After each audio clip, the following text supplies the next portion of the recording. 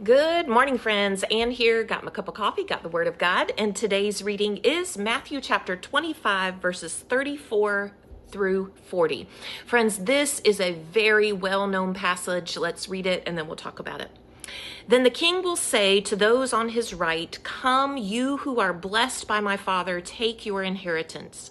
The kingdom prepared for you since the creation of the world. For I was hungry, and you gave me something to eat.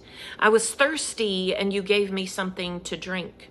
I was a stranger, and you invited me in. I needed clothes, and you clothed me. I was sick, and you looked after me. I was in prison, and you came to visit me." Then the righteous will answer him, "Lord, when did we see you hungry and feed you, or thirsty and give you something to drink? When did we see you a stranger and invite you in, or needing clothes and clothe you? When did we see you sick or in prison and go to visit you?" The king will reply, "Truly I tell you, whatever you did for one of the least of these brothers and sisters of mine, you did for me."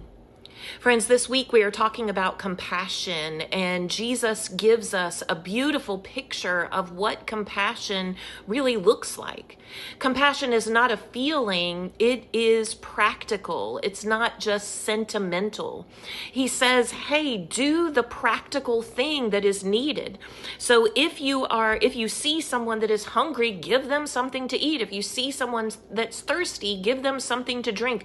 Welcome the stranger, clothe those who have no clothing, and care for those who are in prison.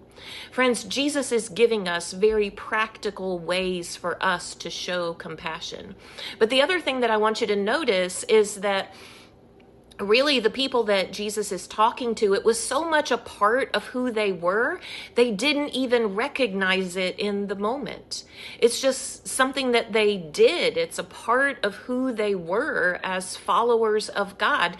And so they said to Jesus, when did we see you hungry? When did we see you thirsty? They didn't recognize that they were actually not just helping people, but they were helping Jesus in the way that they helped other people.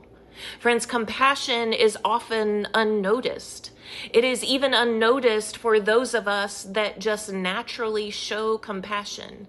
These people weren't trying to do it to impress God or to get ahead in life. They were just doing it out of the love that they had received. Friends, loving the vulnerable is loving Jesus. So go, pay attention, watch for those who are in need, and love Jesus as you love the vulnerable among us. Have a good day.